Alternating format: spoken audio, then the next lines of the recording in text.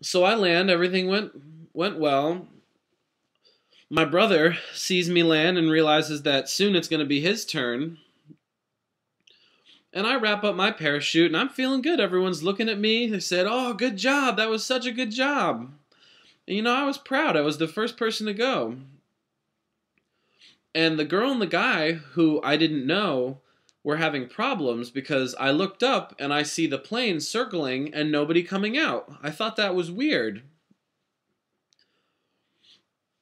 What happened, I found out, is that the girl and guy who were up there got really, really nervous and they didn't want to go. They were crying and talking to the instructors saying, "I don't want to do this." And my brother, seeing this, got really nervous. So he asked if he wouldn't jump, did he get his money back? And they said, "No, if you don't jump, you forfeit your money." And just to tell you guys, my brother does not like to waste money.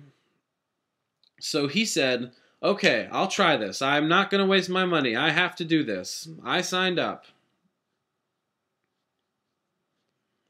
So he got nervous. The plane circled again. He didn't go out. He got a little nervous. And on the next round, the door opened. He looked out. He prayed and let go. And I was sitting on the ground and I noticed the plane was circling and circling. And I saw someone jump out of the plane, but I didn't realize who it could have been because the person was wearing a jumpsuit and a helmet, and from that distance, you really can't tell. So my brother, he jumped wearing the jumpsuit, and I see, and what happens is he starts drifting in a direction that's not the way he should be. He jumped out of the plane, and what happened was, do you remember the cloth that I discussed? It was behind him, and he didn't have a walkie-talkie because he's deaf, so he couldn't see where he was supposed to be landing. So he just kept drifting farther and farther away, and as he was on his way down, he sees barbed wire, and he was really nervous that he was gonna land in the barbed wire.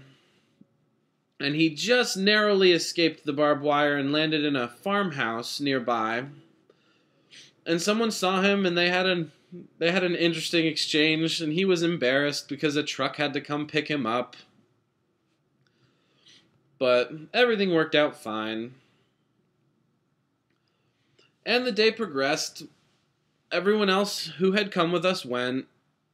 A few people really enjoyed themselves and decided that they were going to go again.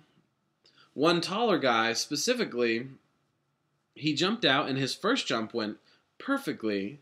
He landed, and then the second time he jumped, he landed off balance and he hurt his leg and he was limping around for the rest of the day. He didn't break it, but he sprained it. So we finished the day, a successful day of everyone jumping who wanted to. And my brother decided that after that incident, he wasn't going to go parachuting again. I think one narrow escape from barbed wire was enough for him. And I was different. I was young and carefree. I thought, hey, this was fun. I think I'm going to go again.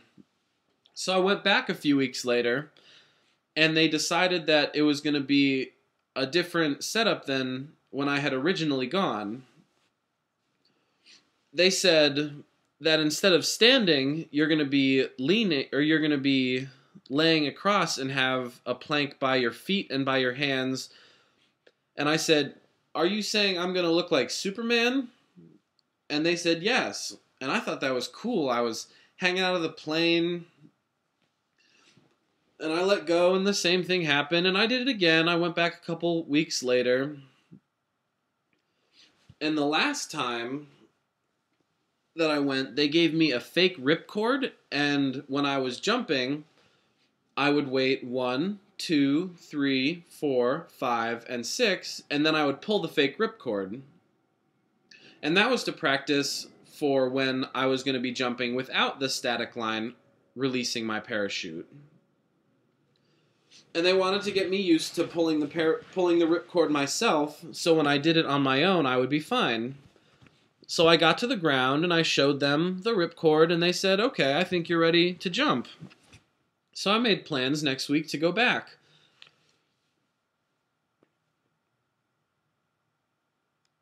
So I jumped again and I landed and I got stuck in my parachute. And my instructor, Russ, he helped me out. And I told him, "All right, so next week I'm going to come back, okay?" And he knew of our plans. So I left. On Monday, I went back to work. And at that time, I had transferred to a different post office. And all my coworkers came up to me and they said, "Hey, you know who Russ is, right?" And I said, "Of course, he's my parachute instructor." And they said, "Oh, by the way, did you know that he died?" I was speechless. I didn't know what to say. I left at 4 p.m. and he was fine. He helped me. He untangled me from my parachute. And apparently what happened was at 4:30 he went up again and his parachute didn't open. And as I told you before, they have an emergency parachute, and he pulled it and that didn't work. And they have a third parachute that you attach to your stomach, and that didn't work. So he ended up landing in a tree and he didn't make it. This really rattled me up. I didn't know what to do. Should I go back? If this is a professional and he can die, what does that mean for me? I decided that after hearing that story, I had had enough enough parachuting, and one experience was good enough for me. All right, guys, I hope you enjoyed my story, and I will see you later. Enjoy the rest of the conference.